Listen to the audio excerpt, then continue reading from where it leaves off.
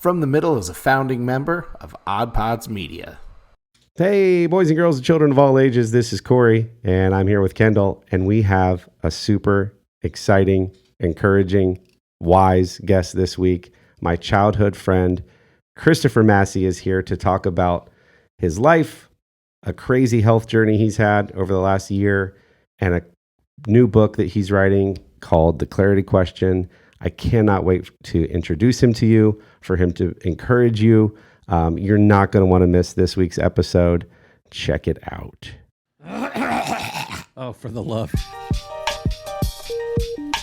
Sorry, just clearing my Mountain Dew hole. I got my phone hole cleaned today. That's where you keep it? You're so cerebral and you're so developed and evolved.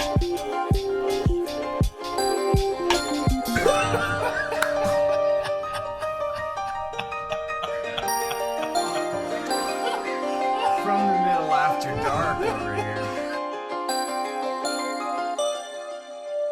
So, Kendall, Yo. it's good to see you. Oh, you too. I'm very excited about our guest on today's episode. I think we all probably have people in our lives that we don't spend a ton of time with, but that you sort of like cheer on through social media or from the sidelines. And Chris Massie, our guest tonight, is you're not old, but we are old friends, old childhood church friends. We were probably babies in Lafayette Congregational Christian Church together, came up through Sunday school and into youth group.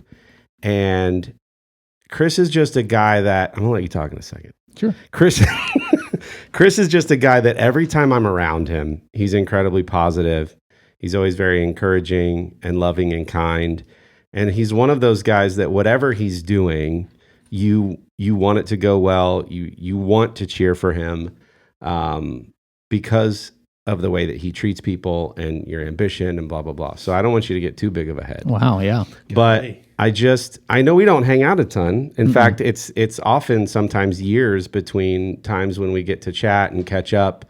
We got to catch up a little bit on the way here, talk about our kids and families and what's going on in our lives. But ladies and gentlemen, he drove over 3 hours to hang out with us tonight. Amazing. My friend from way back in the day, now speaker, coach, author. We're going to talk about his book a little later in the episode. Chris Massie, let's hear it for him. Woo! All right.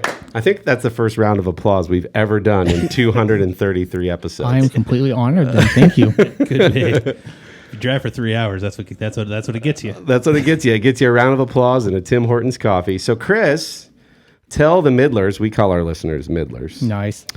See what we did there? Tell them a little bit about yourself, as much as you want, background, family deets, all the above. No bad stories about me from growing up, please. Oh, man, that was the first one I was going to give. Please. Well, yeah, so, I'm from, I call it Lima, Ohio. Corey and I met in Lafayette, Ohio, which is even smaller than Lima. And, as we were reminiscing on the way over here tonight, I was just thinking about, we grew up in the same church together. I remember seeing you and your mom and your brother sing Christmas songs on Christmas Eve multiple years in a row. Yeah, and she made us do that, yeah. Well, I was always jealous that I couldn't sing like that, though.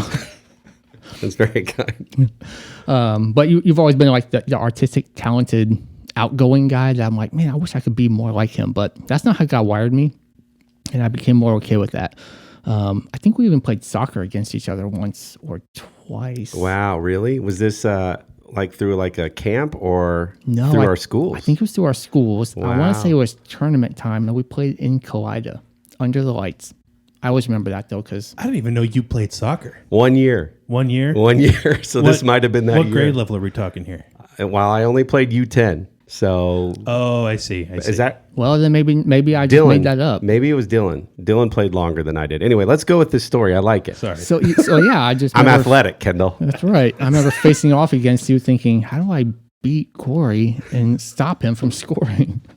So I love this. I don't think I think your facts are off, it might be, but I'm going with that. I mean, it's been over 20 years now. So Yeah, for sure.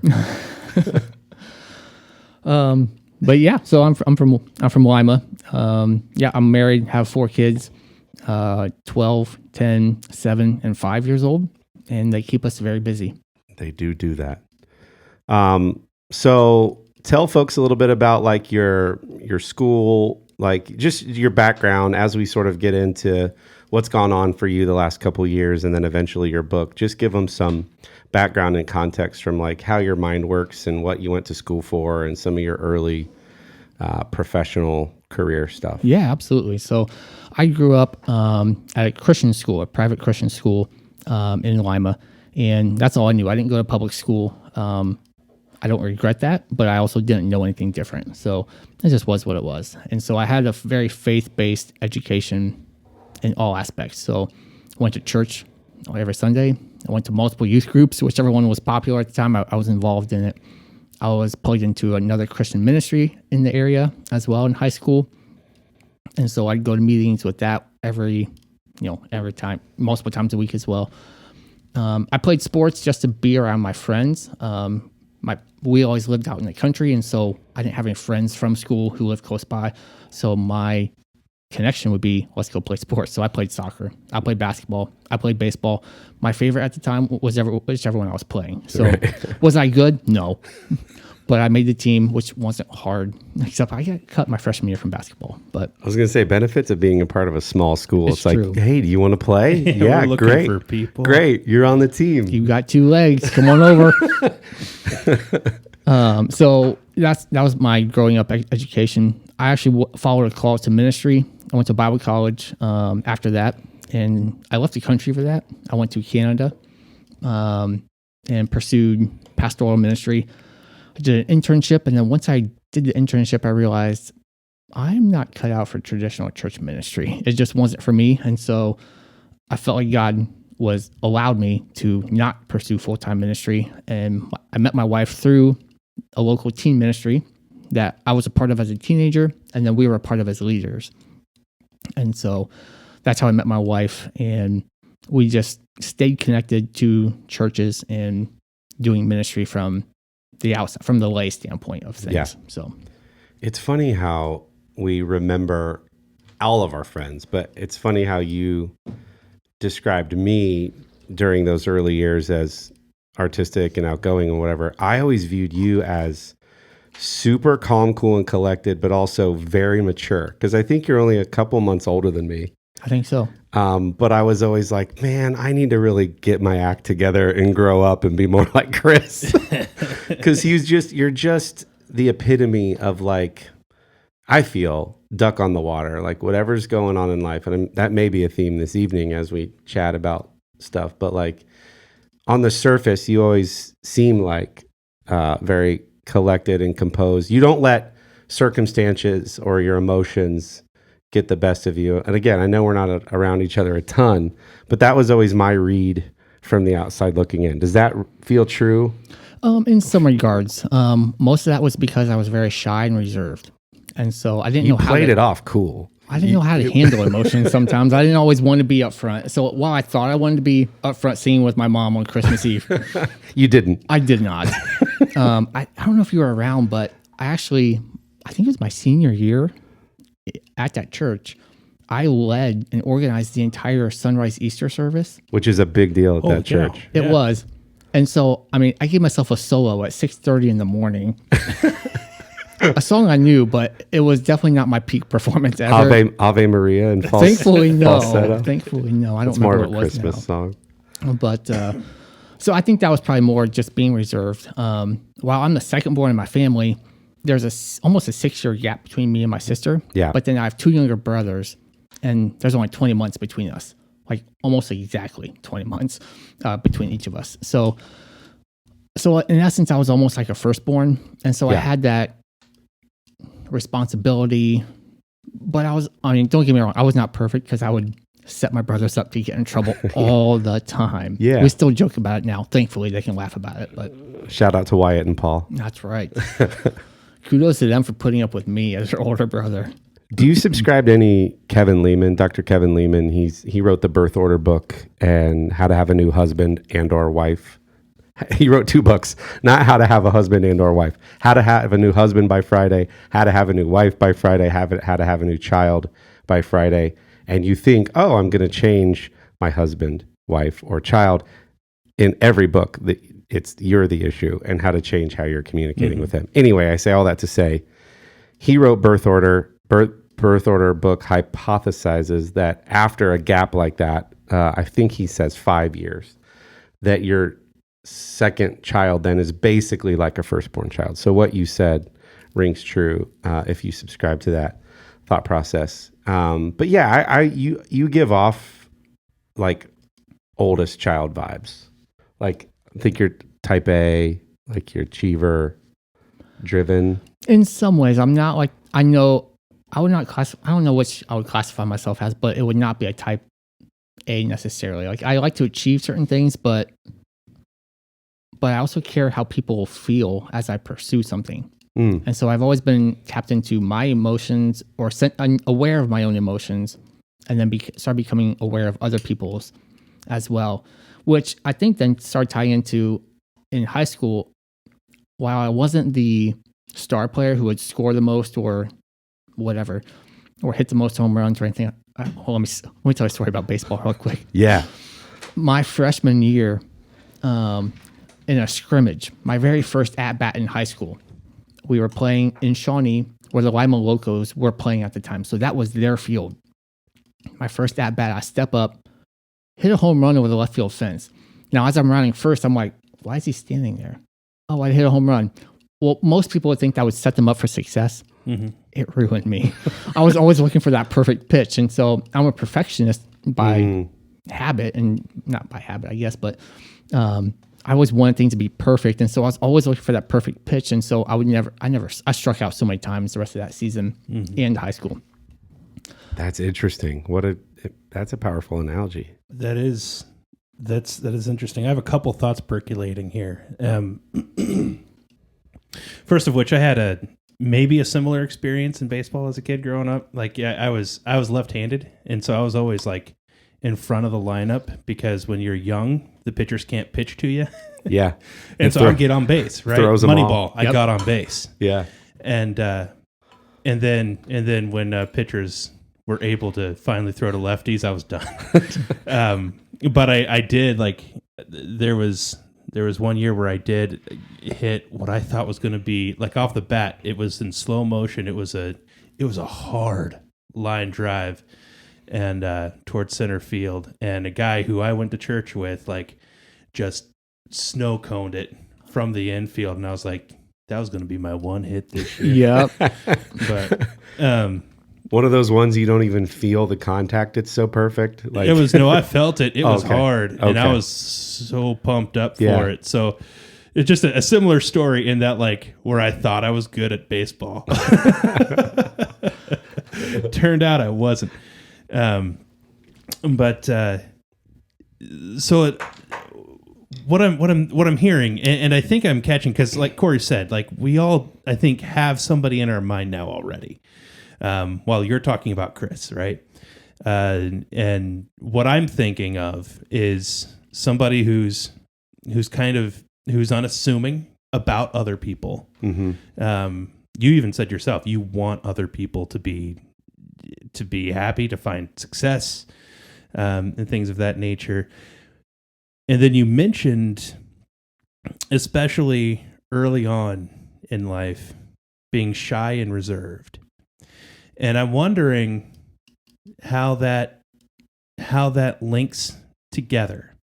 And because I'm thinking, like, if you're in an environment where all the rest of the dumb kids are, like, they're acting, they're wearing everything on their sleeve, but then you've got the shy, reserved kid. And I've thought about this part before, who's not doing that because of the shyness.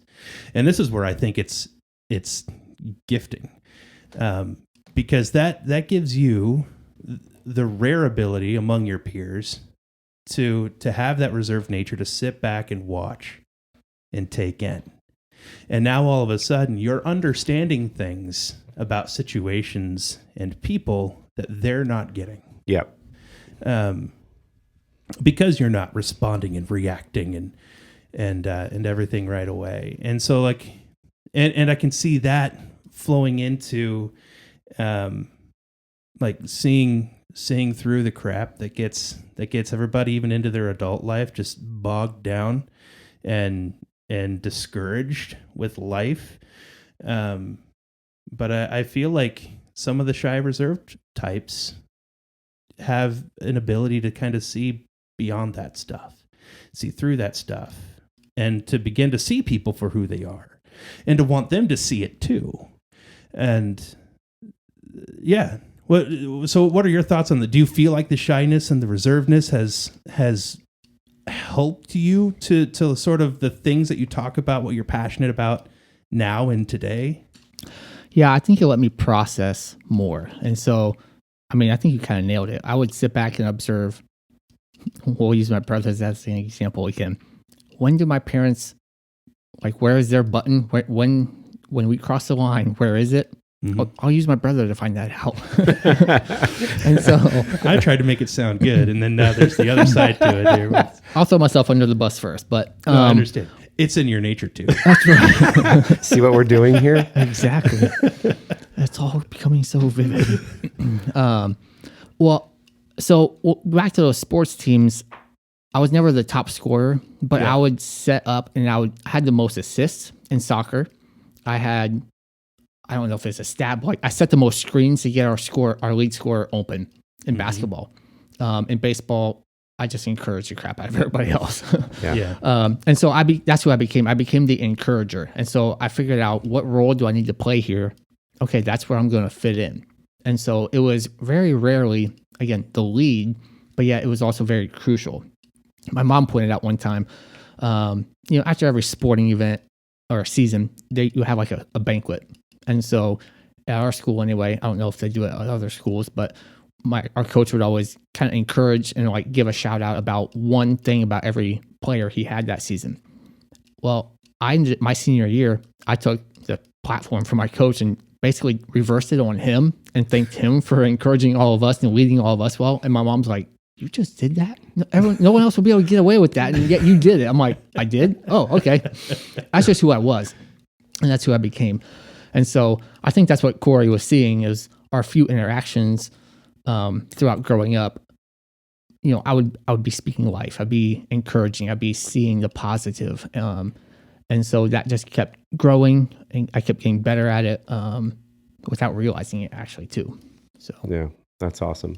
I think our last time that we saw each other was, so the pastor of this small little church that we're talking about, everybody calls him Pastor Bob, and it was his birthday. Yeah. And we went back. I told some of those stories on this podcast. He's the one that baptized my brother and I, and it was so good to go back and see him and just see all the people through all the chapters of his life that kind of came back and had this is your life sort of birthday party for him. And I saw you there, and it was just catching up. And gosh, has that been like a year or two ago now? I don't know. I think it was a spring, actually. Okay, so not quite a year. But yeah, you were moving and shaking. You were doing one thing with one business, and then a little bit about what we'll get into here in a minute. But you were just like, "Man, I'm seeing what you're doing with your art," and I'm like, "I'm seeing what you're doing with your businesses and with like your leadership coaching and stuff like that." And that's awesome. And you were just doing what you just described even then in that short interaction that we had. And I think we both walked away that evening going, "Man, I wish we had more time to catch up." Yes. Because there were so many faces that you felt like you needed to see. But that's very much you, man. And yeah, that's super cool. So tell us, I mean, a lot's gone on in the last, since that time. Yeah. With you, health and family wise, just as much as you're willing, just fill us in on what's going on there. And I'm sure we'll have some follow-up questions. Absolutely. Yeah. So I guess, this past spring, I guess it's almost been a year now. I had a normal dentist appointment and, had a cleaning. Well, then she found, okay, actually one of your cavities, one of your fillings is getting loose. We should replace that. I'm like, okay. I mean, I hate drills in my mouth, but if I would show you the inside of my mouth, I have plenty of metal in there. Well, she ended up, and so it was about a year ago. My dentist had removed a filling, and when I came back out of it, I either had nicked. I don't know. I'm not blaming her, but like either she had nicked my tongue or I bit my tongue while it was still numb. Not sure. Well, I had that sore stay on my tongue for 5 months, and so it was again it was sore. When you have something in your mouth, it gets very annoying very quickly, and it really tests your patience. It wasn't necessarily every day, but it was the same spot over and over every day for 5 months until this past May, that spot started growing. And I was like, that's not normal. I'm like, well, I got another cleaning coming up. My 6-month cleaning will be coming up here shortly. I'll just have her check it out again. Because of kids' schedules, we just adjusted, pushed it back another month. So now we're into June before I have my dentist check out what's wrong with my tongue. At this point, it was becoming difficult to talk. With church, I'm a part of a men's event that we host, and I asked not to even speak on stage because it was getting so hard and irritating just to talk. I'm like, it's kind of messing up my speech. Like, I prefer not to say anything. So I didn't even go up on stage and talk at this event in May. So I go to the dentist. She looks at it. She's like, I don't know what that is, but let me refer you to an oral surgeon. I'm like, oh, okay, that seems weird. I go to the oral surgeon. He's like, oh, a mass on the tongue? I don't deal with that. You need an ENT to see. I'm like, well, you could have told me that before I paid you this copay. So he refers me to an ENT in Lima. And within 2 minutes of being in there, he's like, I don't like the look of this. We need to schedule a biopsy surgery. I'm like, what? Wow. So that was July 5th. Of this year, he says, okay, we need to get a biopsy. And I could tell right away, I'm like, okay, this just took a dramatic turn. I have a feeling that C word is coming out here.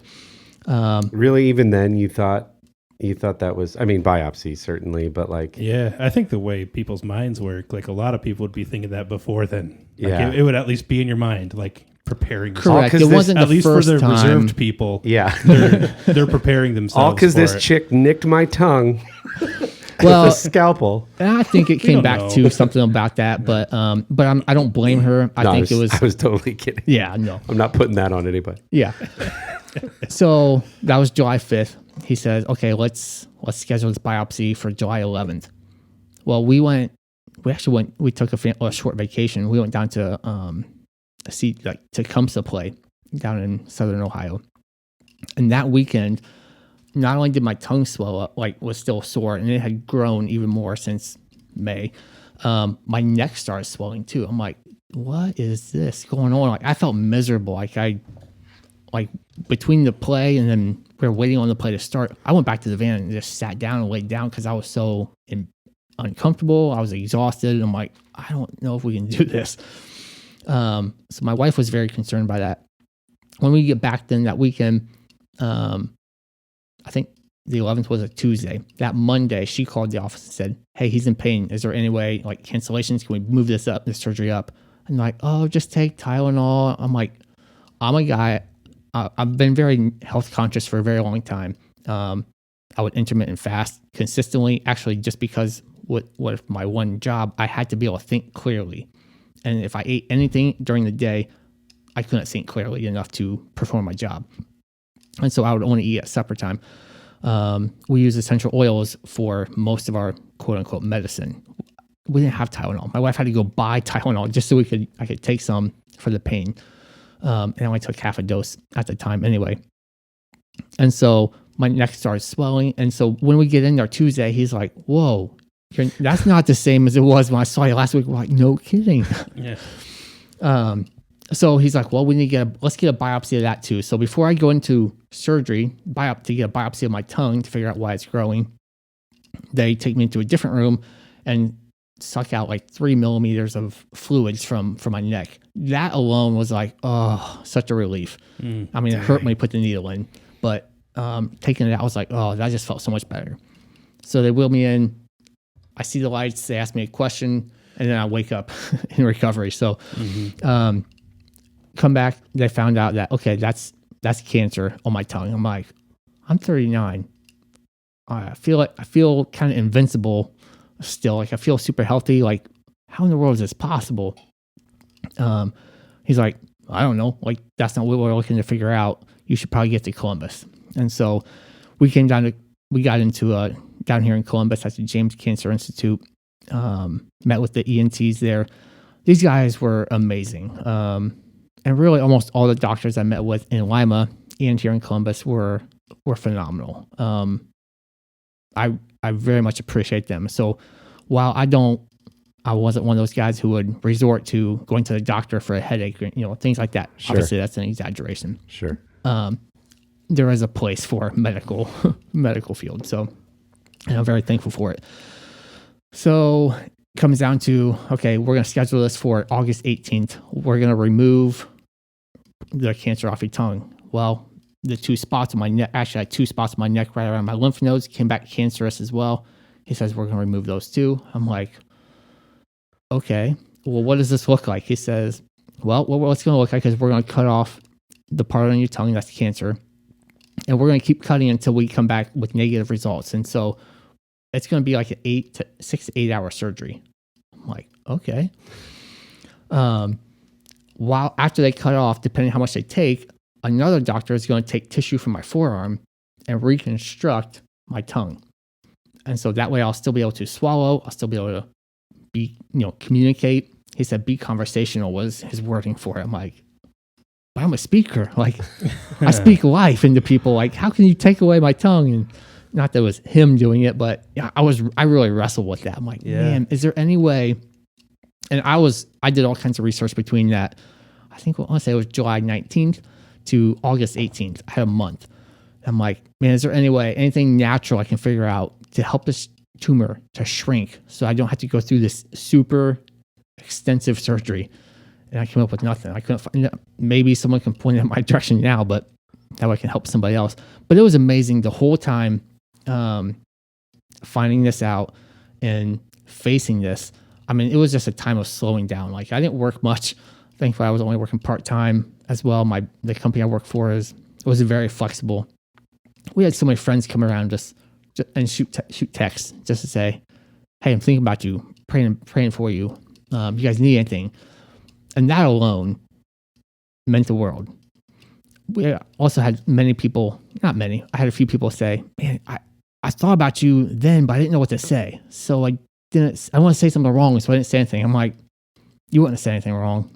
You just need to show up. Like, and I wasn't mad at them because I was seeing them then at that point. But it's like, no, so this is a message for anybody. You know, it's going through something. When someone else's world stops, just stop and be with them. Yeah. That's all they want. They don't need you to fix it. They just want to know you care. Yeah. And so that was a good reminder. But I knew I was working on a book as well. And I'm like, well, I'm going to have to pause because I can't think straight on how to organize my thoughts with everything going on. So I put everything on pause for that month. And I was just trying to figure out, is there any way, how do we heal this naturally? So, but came up with nothing. So August 18th, my wife and I walked into the hospital, and we were in the examination room, and I didn't meet the doctor who did the reconstruction until 30 minutes before my surgery. I was very thankful I liked him. Yeah. Your options are limited at that point, right? For sure. Like, is there a backup person? I don't like his attitude. He needs more coffee. But I really liked both the guys. They were phenomenal. They both had great bedside manner. And they both had amazing teams working around them. So I wheeled in they started giving me something to knock me out. And so I kissed my wife goodbye. She goes one way towards the waiting room. They wheel me down towards the OR. I only make it like 2 lights on the ceiling that I remember. And then I wake up in recovery. But that was interesting. I wake up and like there's something in my nose. And so they actually given me a feeding tube through my nose, but it went down the wrong tube in my throat. So it was going into my lungs and not into my stomach. Whoa. So I wake up with them pulling it out and then putting it back into the correct. But again, I'm so drugged up, so I didn't feel it necessarily, but I'm like, what is going on? I just felt it. I'll be honest with you. That was the worst part of that week stay in the hospital was that feeding tube through my nose. Oh my God. Well, so I'll describe it to you. So it's a small feeding tube, but it, went through my nose down to my stomach. But they basically zip tied it around my nasal cavity, so that way it couldn't move, and somehow it was magnetically put in place there. But that zip tie was what hurt. So like I could swallow, with what was left of my tongue, I could swallow and I could move it. So I could swallow with my tongue and make it move on the outside. It was, Oh man. but Okay. that was the worst part about the whole experience. I told him at the end of that week, like, if you don't take this out, I'm pulling it out when I get out to the parking garage because I'm done with this thing. This is a horrific spot to take a break. But for the squeamish in the room, we're gonna let you step away for a second and come back. I have so many questions about this story. So we'll be right back with Chris Massie after we hear from some of our friends in Odd Pods Media. Hey, this is Grab and Brisket Podcast. Join us every Monday where we talk about the latest trends in barbecue, interviews with world top pitmasters, celebrity cooks, Ooh, like Wee Man from Jackass. and musicians. Like Rich O'Toole? So check us out. We do beer reviews, barbecue fails. So many fires. Dude, a lot of people just burn their houses down for no reason. We also talk about cocaine hippos versus meth gators, Learn how to make some tailgate gravy. altercations with Texas Rangers. People throwing Reese's peanut butter cups. Yeah, so check out grabthebrisket.com for podcast info, viral social media posts, and so much more. And we're back with Chris Massie. Okay, Chris, I have to slow down to speed up here because I know, one, the events that you just described in the front half of the episode, I know they all happened quickly, calendar-wise. I also know you're just giving us sort of the highlights and the milestones. But like, what's going on in your head when you go from what's going on with this bump on my tongue, biopsy, cancer, reconstructive surgery from my forearm to rebuild what you're going to cut from my like, walk us through your own personal inner dialogue as well as communication with your wife and family. Like, talk us through some of that. Yeah. As a very positive encourager, you still have to have a lot of questions and concern and doubt and what is this and I've never even heard of a surgery. Like, yeah. So it was a very interesting time. I'm a processor. I'm actually a slow processor. If someone confronts me on something, I can't respond very quickly usually, unless I've been prepared for it. Unless my adrenaline's running in a positive way, like I just can't think clearly.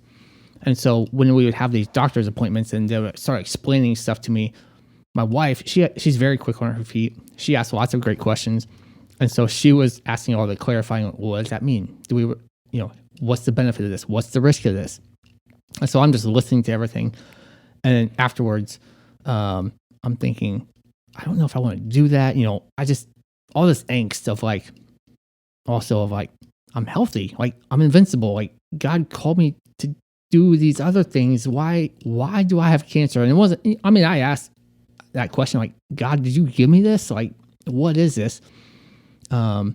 I asked that question a lot. I never got an answer, but I'm also okay with that now. And then the other struggle was, what do we tell our kids? Because I want to be around to walk my daughters down the aisle. I want to be around for grandkids. I want to be around for all those things. So what do we need to do now? But preserve the quality of life as well. while being mindful of the ages that they each are, because you've got a Correct. range from like 12, 13 Yep, 12 to 5. to 5. So like, yeah.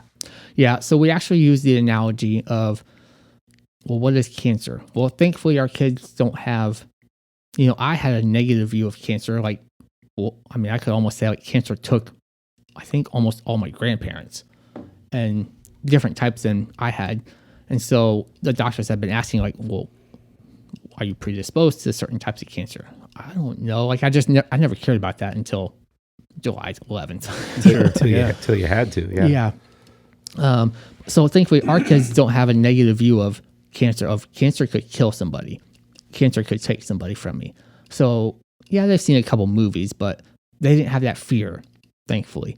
Well, we kind of did because, we've lost some family members to that. We know other people who have lost something to cancer. And so that C word was like, oh man, what? Seriously? It's just that question of like, man, how did this happen? But we started describing it to our kids as like going and playing with sand. So if you build a sandcastle out of sand, that's what you intended to build with those particles. But it's almost as if somebody else knocked down my sandcastle and started building something else with the same sand. And so my kids were able to understand like, oh, okay, so it's not necessarily, that he's going to die. Well, we actually had someone ask our kids like, hey, would you like to be paired up with such and such for this, like big brothers, big sisters thing? And we're going to pair you up with this person because they had a parent go through cancer as well. They ended up dying, but we still think it'd be a good fit. And my daughter came home and was like, Mom, they said this. And we're like, Oh my gosh. Yeah, let's not do that. So that was probably the only negative instance we had somebody kind of step in, and they didn't mean it inappropriate, but it kind of pushed the boundary there. So yeah, lots of questions. How does this work? But it kind of just came down to, I kind of thought of the book of Job in the Bible of, Job had everything stripped away without any reason given. But yeah, at the same time, he still said, well, even if you take everything, I'm still going to follow you. I said, and I've had that question come up multiple times over the last couple of years of like, man, if everything fell away, like, what would my heart still be? Would I still stay faithful? Would I still stay true? And I said, I think so. I would want to say I would. And I would say I've questioned, but I've stayed faithful. I've stayed true. I love the analogy that you came up with for your kids. And I think that, not to plug Kevin Laban again, but he always says, you give answers to your kids until they're satisfied. And the analogy he gives in the book is he takes his young daughter to a horse ranch and two horses are doing what boy and girl horses do. And the daughter says, Daddy, what are those horses doing? And he says, making a baby horse. And she goes, okay. And he was like, that's how I knew I was good. I didn't need to go any further. I didn't need to give her more information at that age. Yeah. I'll take one more step, maybe, if she asks. She'll ask later when she wants to know how that's done. But I think your wife had shared that on social media when you guys had come up with that. And one, I love that. And two, I just love your heart. Because I think we all say, if a really crummy situation presents itself, I would like to think that I would handle it this way. But until that is tested for many, I think that's our hypothesis. But I have no doubts that you've stayed true and you've stayed. Doesn't mean you don't have questions, but where your loyalties lie and who you look to, and that's good for you, man, and that's cool, and yeah, it's inspiring. We had a lot of friends surround us in that time. So that whole following week, I spent a week at the hospital after that surgery, just recovering, having the team check on me hourly the first 2 days, just to make sure the tongue, it's called a free flap surgery, just to make sure it was staying alive. And so they wake me up every hour to test it to make sure, check for a pulse. So, if you look at my scar on my arm, they only took like a 4-inch by 2-inch circle of tissue to rebuild my tongue. But then they took all the way up to my elbow. They cut and took vessel out for that as well. So that attached down to my artery in my neck. And so that's where they would check the pulse to make sure if it's getting blood, then it's good. Mm-hmm. And so it's when I met with him last week to do a follow-up, he said, okay, it looks really good. The hair that's growing, because I have a hairy forearm, the hair that's growing on your tongue now, that's a good sign it's staying alive. Wow.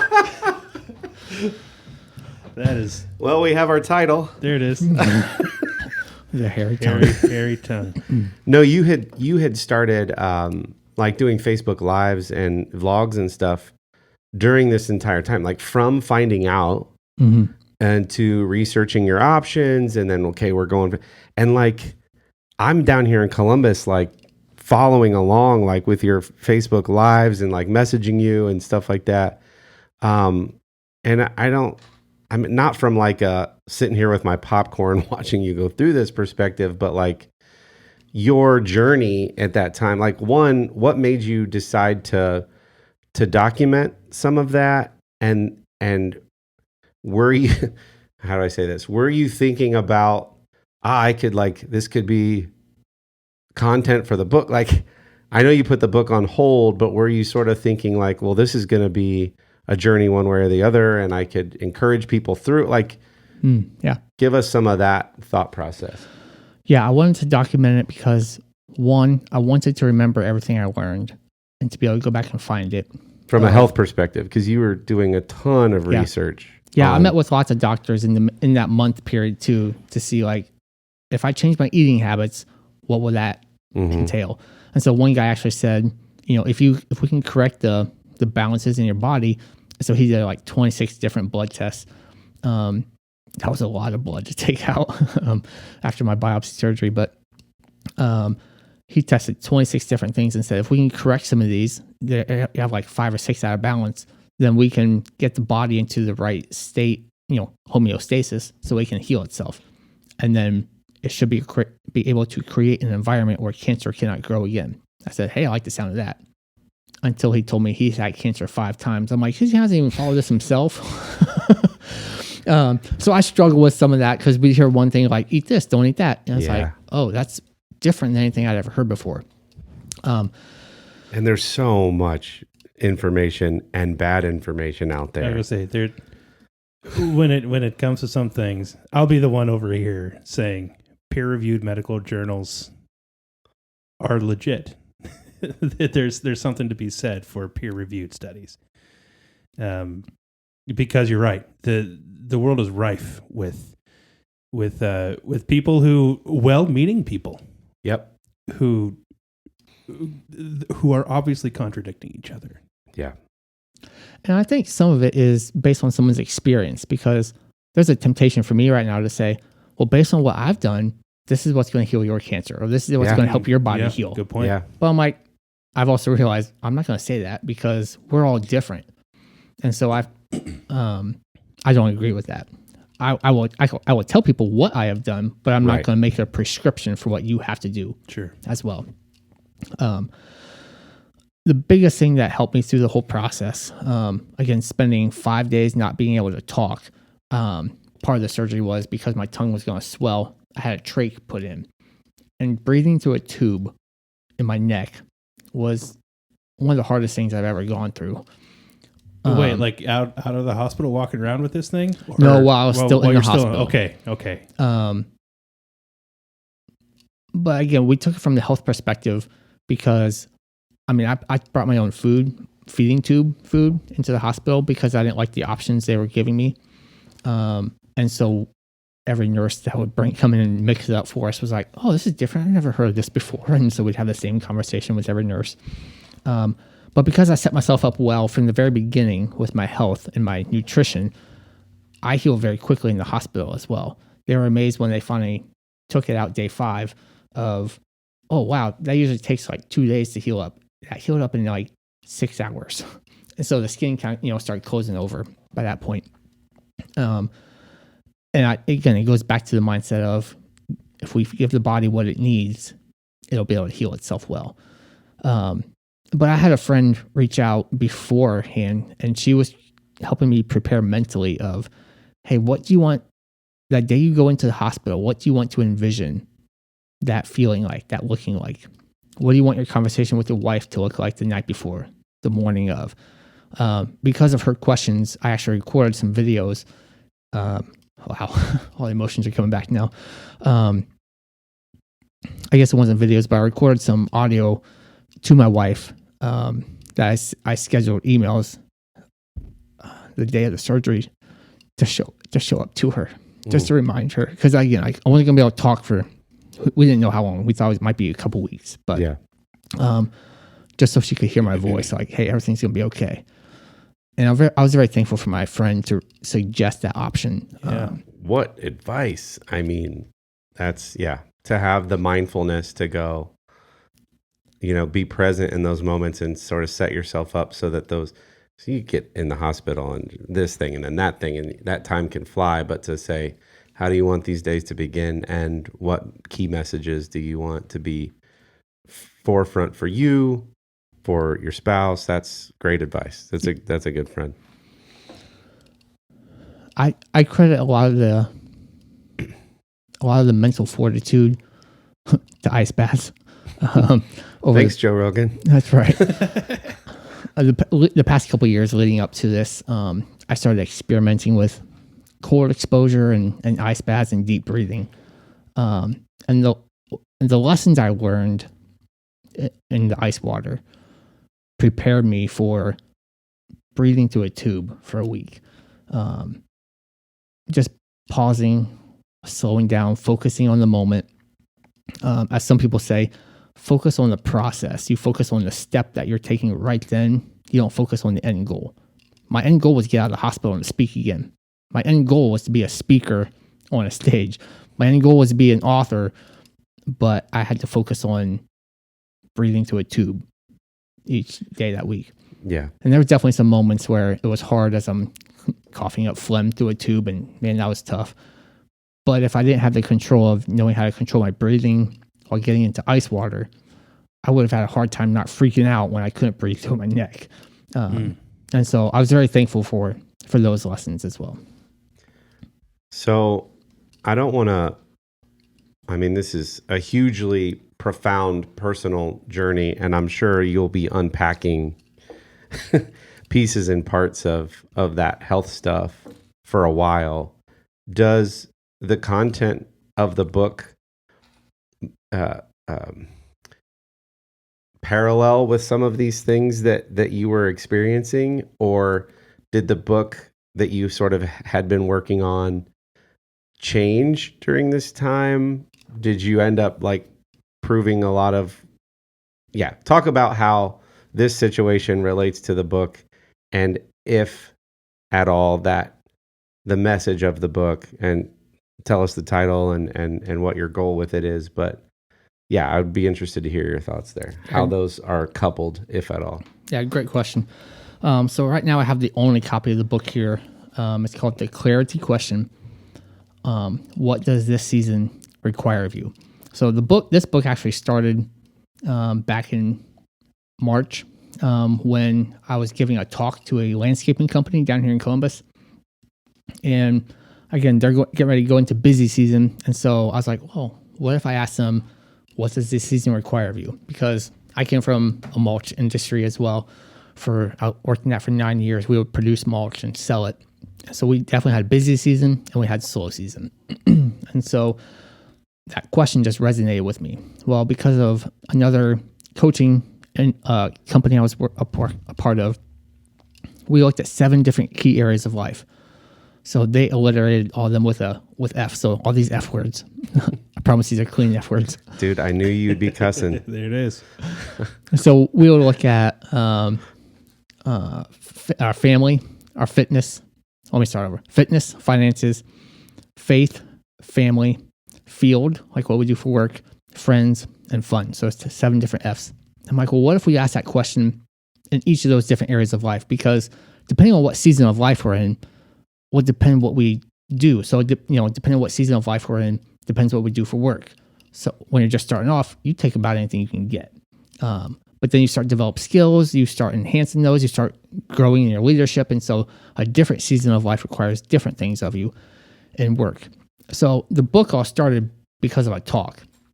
Now to answer your question, does anything from my surgery, the whole health journey, make it into the book? Not really to the conclusion.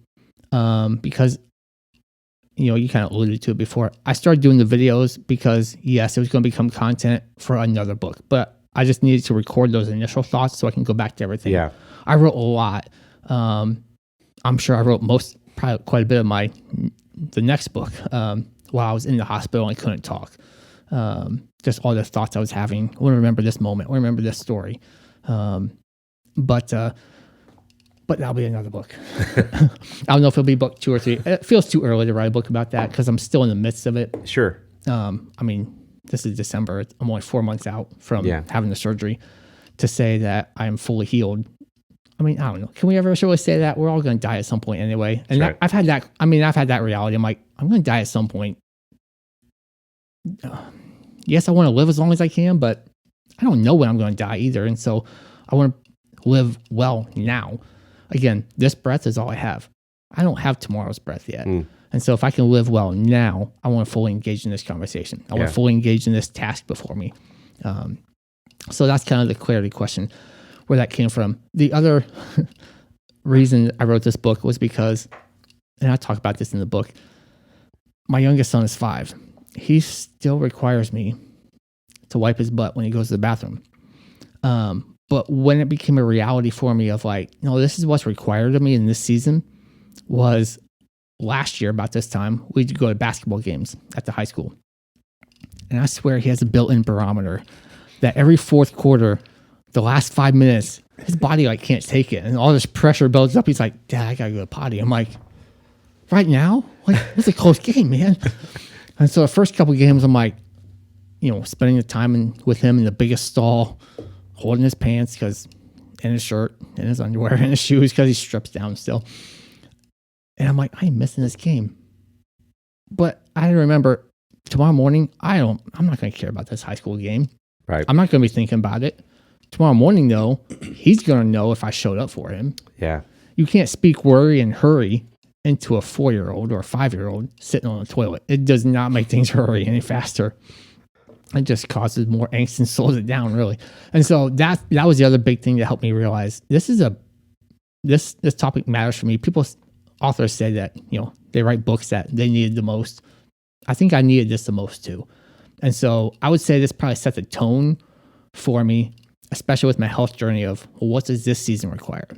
Currently, I am restricting my diet to certain things. I'm not eating certain things because my body needs to heal. And so I'm only eating things that, yes, I'm having coffee at the moment.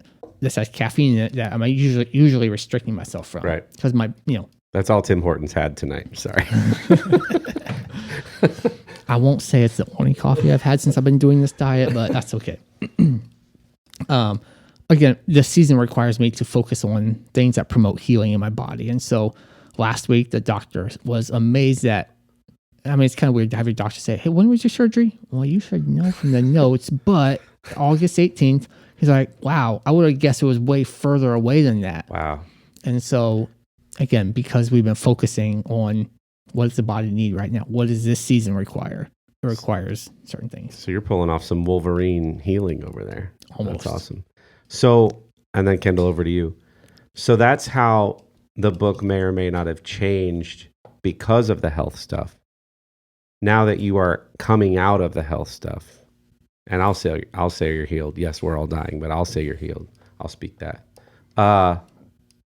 Can you look back now on some of the principles that you introduce in the book and see how they applied to while you were learning about, going through, and sort of coming down from this health stuff?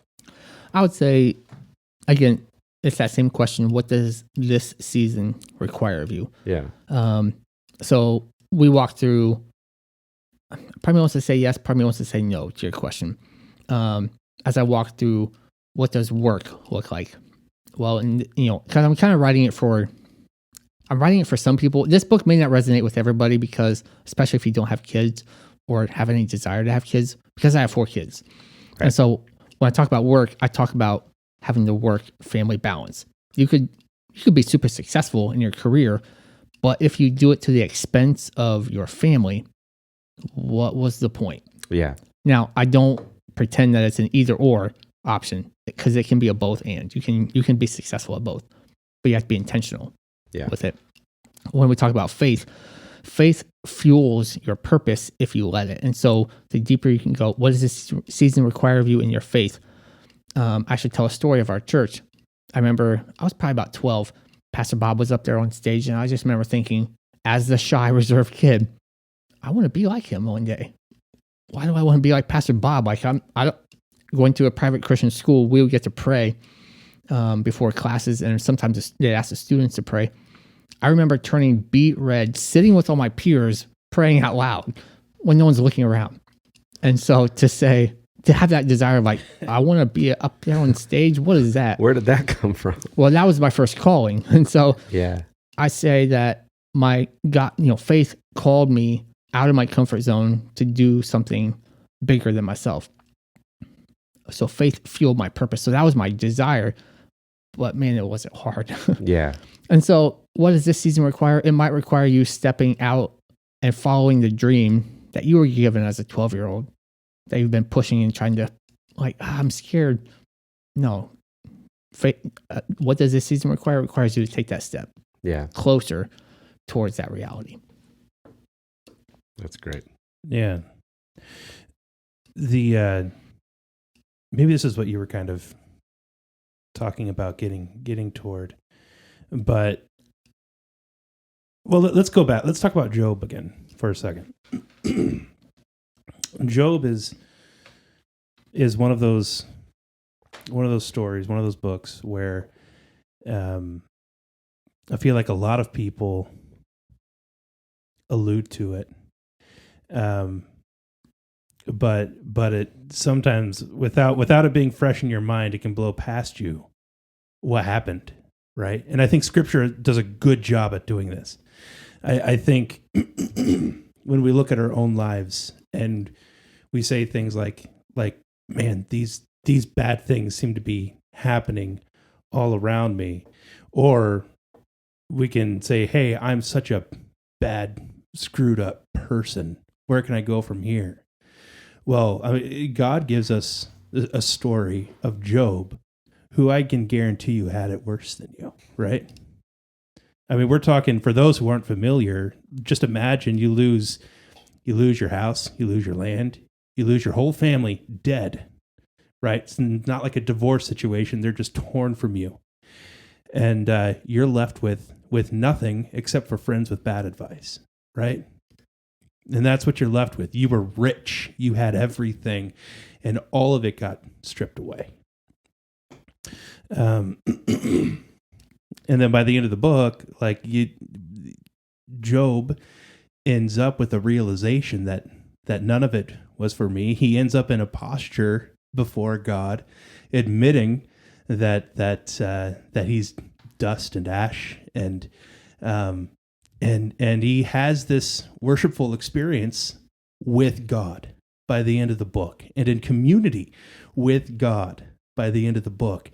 And the realization there is like, this is what my life is. This is what my life is about.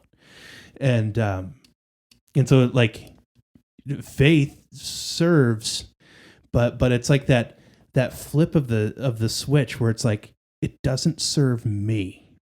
It doesn't serve my success. That's not the point, right? It's something not only just greater than me, but different from me. Mm. And that's, I feel like that's a big, beautiful spot to eventually find yourself in, just like Job did. And the Scripture does a great job of taking somebody who was a murderer and a persecutor and an enemy of God, and turns him into the chief writer of the New Testament. Right? Amazing things. Like you didn't, like the greatest, like we could go through the list of the things that like the great King David did through his lifetime, even as the man after God's own heart. Even in those days, the things that he did during that time. And so but the point is this, I'm not trying to minimize anything that any of us have gone through. But I think the beautiful point is that whatever, even in your most extreme moments, you don't know if this is going to be the most extreme health moment of your life. You just don't know. And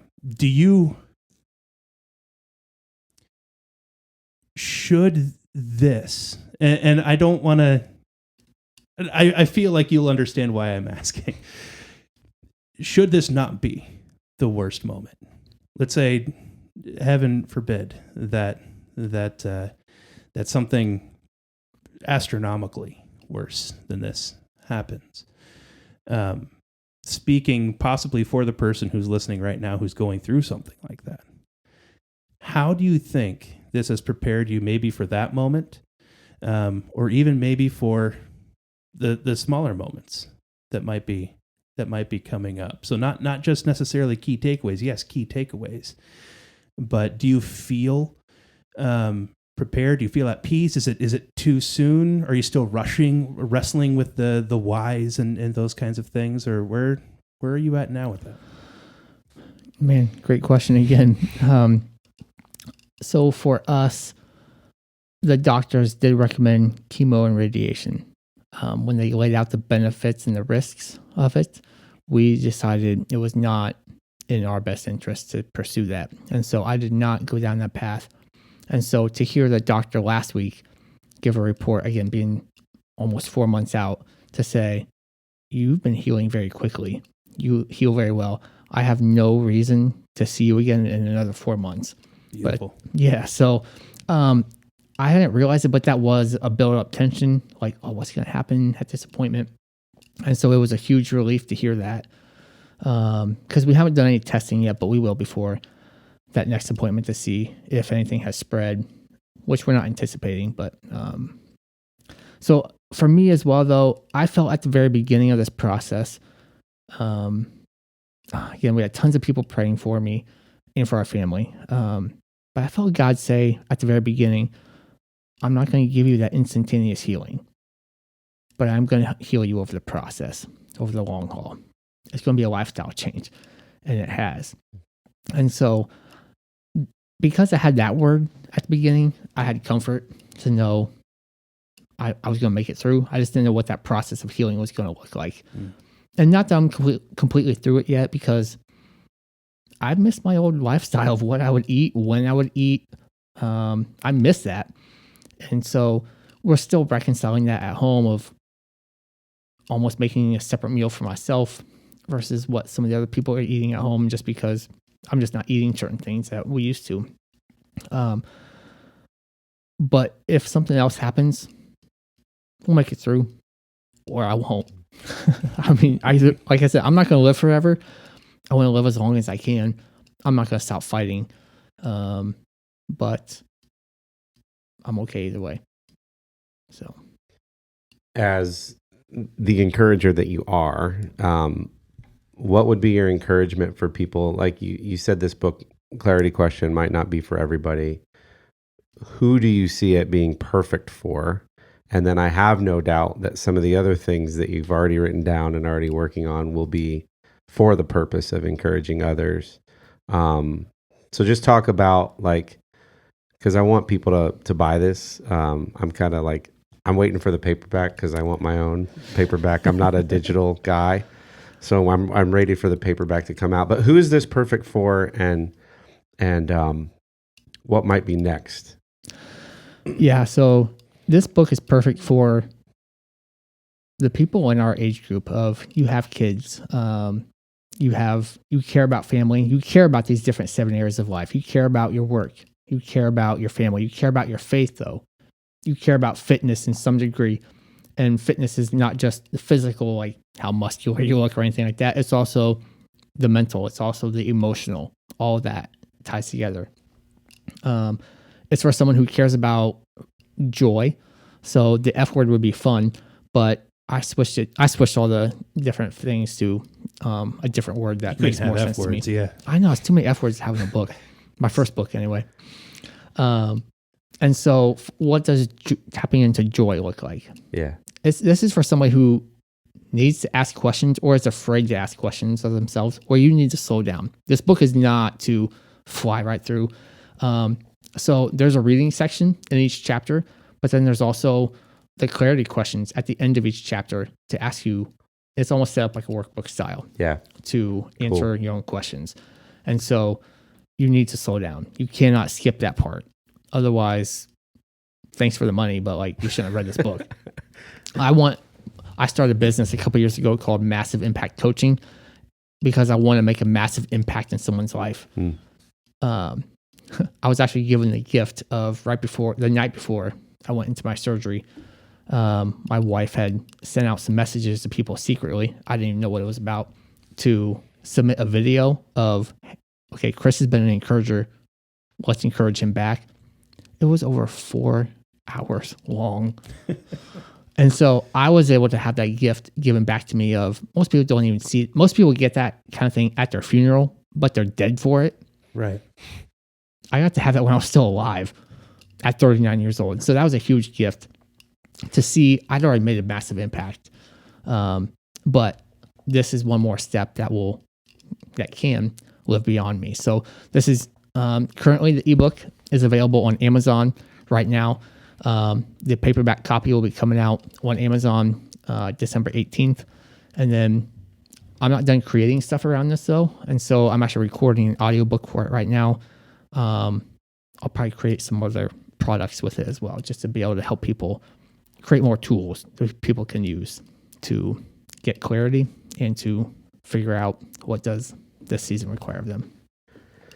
Sometimes it's hard to pluck out like why we're wired the way we're wired, or how we're able to navigate difficult situations. From the outside looking in, having watched those vlogs and Facebook lives of you learning about what was going on, researching what was going on, coming down to Columbus to have the surgery, coming out of it, all that. Like, I feel like from the outside looking in that you handle these things with that same calm, cool, and collected duck on the water. You described that it wasn't always that way in this conversation tonight, but you seem to, like you said about the book, slow down, ask yourself the big important questions, put things in right balance. This isn't the end of the world. Okay, just eat the elephant one bite at a time. What's the next step? What next question? This, between Thanksgiving, Christmas, New Year, this can be a very difficult season for a lot of people. I have loved ones that are spending the first or second Christmas without their spouse and have lost children. And this can be a beautiful, fun, exciting time. It can also be a hard time for people. So I'm getting to my question. If you were to pluck out, almost view yourself from the outside looking in, what are some of the things that have made you able to not freak out when life throws the C word or other things at you, and go, okay, what's really going on here? What do I need to do next? Like, because you're an encourager, offer some of that encouragement to people who might be going through a difficult time this holiday season. Like, if you were to, does the question make sense? I say a lot of words and sometimes struggle to summarize. No, I got you. What would you say? Yeah. Because for some people, hearing biopsy, C word, they're going to roll over. I mean, not everybody is going to go, all right, let's get my body into a place where it heals itself. Let's stop eating certain things. They're just going to go, well, that's it. Yeah, I felt like the couple years leading up to this set me up for, I'd already started limiting what I was eating because I knew my body didn't like it. And so I started eating less grain. I started eating less wheat. And not until I completely cut it out did I realize I actually feel amazing not eating this. And so I'd already been taking steps and hadn't realized it was setting me up for success. I had a friend say, when I was questioning, like, man, why me? Why my tongue? Like, why can't I keep my speech? He's like, the enemy's trying to take you out because you are an encourager. I was like, oh, well, that ain't gonna happen. It kind of fueled the fire in me then to do my best to heal and to fight back. This past Sunday at church, this passage was spoken about of Romans 8:28 and 29. And this is from the J.B. Phillips translation. It says, to those who love God, who are called according to his plan, everything that happens fits into a pattern for good. I've kind of had that view the whole time of whatever this is going to do, whatever it's going to be, it's going to set me up for whatever's next. Because every season in life has already done that. My first job was at my parents' campground, mowing lawns. My second job was installing carpet. I hated doing that. My next job was installing carpet for a different guy. But then my first job out of college was I was an order picker at a paint warehouse. I was in the best shape of my life, but I couldn't smell anything outside there because all I smelled was paint fumes all day long. My next job, though, I was a server. I thought I was going to become a cook, a chef at that restaurant, but I became a server. And I started learning people skills even more. My next job was, I became a manager at the mulch company I was at. I was a salesman. I played a lot of different hats. I learned so much based on what I learned before. And now I have different things based on what I've learned before. And so every season, if you let it, will set you up for the next one. There's a lesson to be learned. Some words are so hard to say. There's a lesson to be learned. There's a mindset to shift and to think differently about it so that you can be successful, so that you can serve. That's been my heart. I want to serve wherever I am. And so it kind of goes back to that high school of I'm going to set the pick so Nate can get open and shoot and hit the three. That's the role player. I'm going to serve so he can score.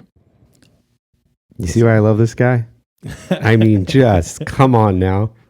But not everybody has that mindset, and I don't know what. Yeah, what do you tell the person who doesn't have that? That is mindset? Because some people would hear what you just said when you were describing your back-to-back jobs and go, you're just kind of flailing around and you can't seem to land on any one thing, and it's like, well, you missed the whole point of what I learned from each of those things that have made me like.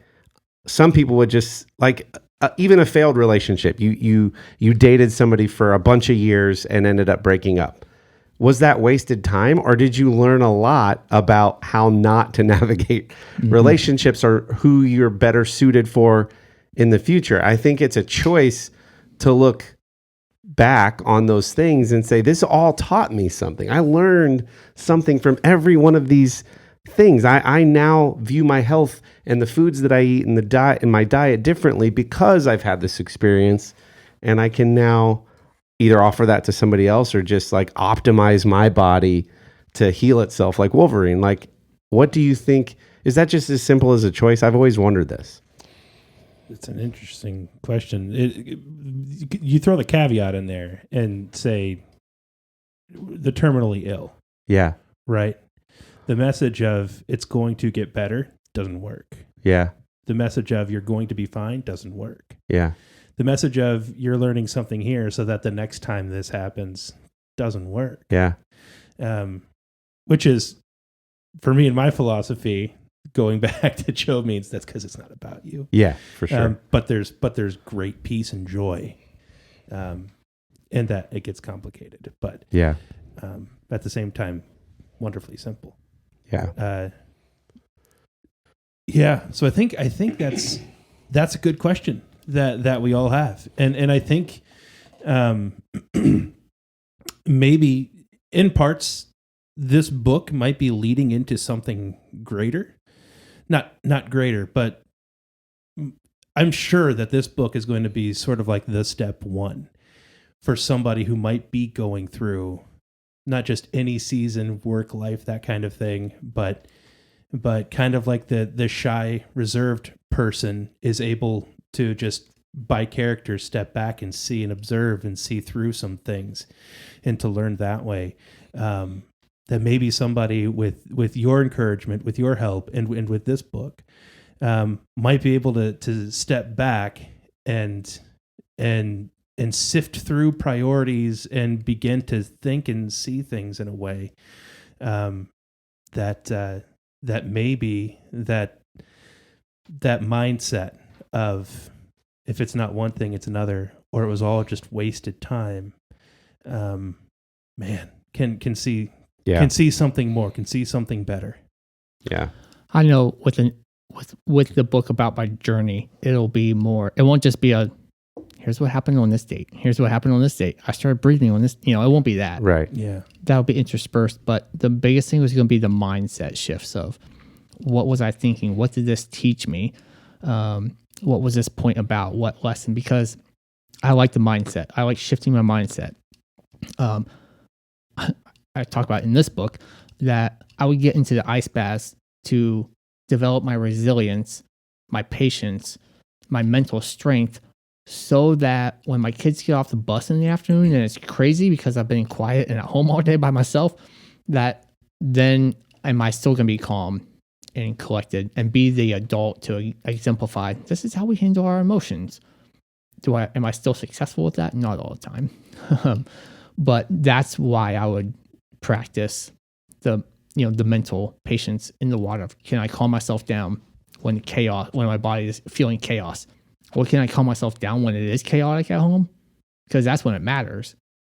I heard something this week that someone was talking about just having a short little cue to remind yourself to, regather, to simplify things. When your mind's going crazy, what do you say?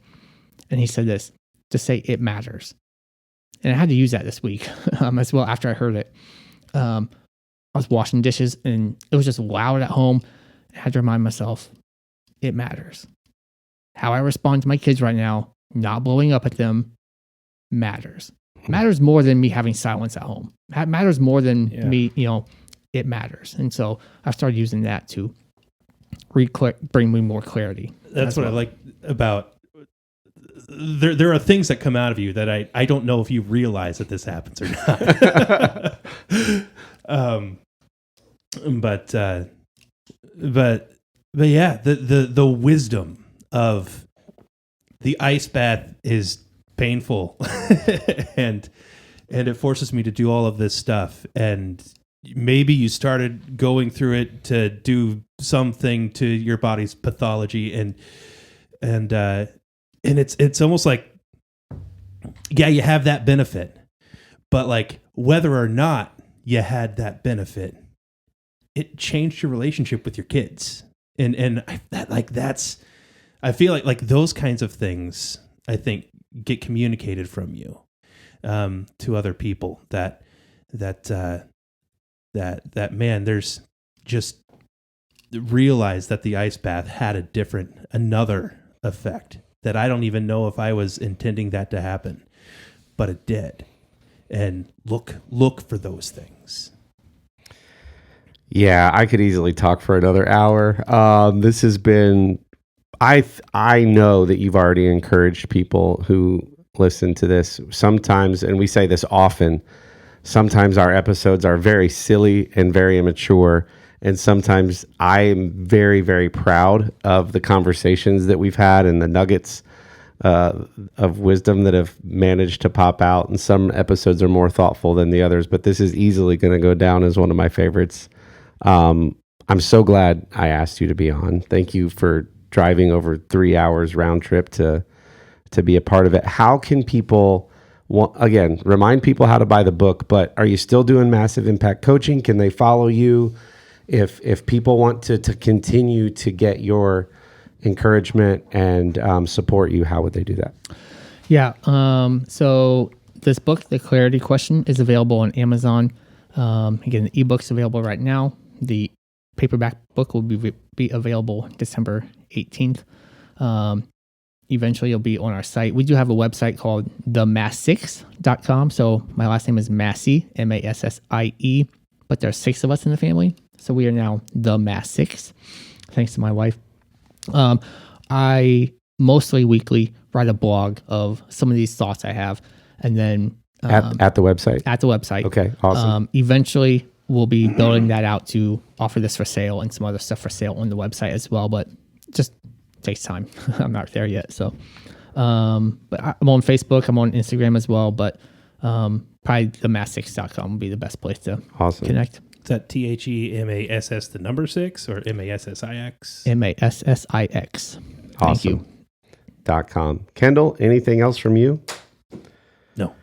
Midlers, I know you have been encouraged by this week's episode. please go buy The Clarity Question by Christopher Massie on Amazon. If you want the digital copy, it's available now. If you want the paperback, December 18th. And check out the Massix, MASSIX.com for all of Chris's encouragement. Dude, it's been so good catching up with you. It's been an honor. Thank you. And I'm just, is it weird to say proud? Like I feel like a proud friend. Like, this is my friend. Look, see, I told you he was good. And we also want to thank Artius Man, our sponsor. If you want some amazing, you mentioned essential oils. If you want some essential oil based men's grooming products, check out artiusman.com, ARTIUSMAN.com for amazing beard grooming stuff, as well as body wash and shampoos and conditioners.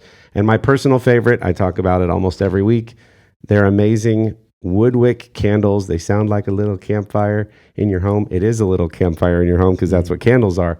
But they're soy blend woodwick candles with amazing scents that you need to check out. Use promo code THEMIDDLE, that's all one word in all caps, THEMIDDLE at checkout to get 25% off of your first order. And you'll be glad that you did. Christmas is right around the corner. So for all the men in your life, buy a bunch of Artius Man stuff and get almost 25% off. That's almost a quarter. That is pretty close. That's pretty close to a quarter. Chris, thanks again, man. This has been fun, and we'll catch you guys next week.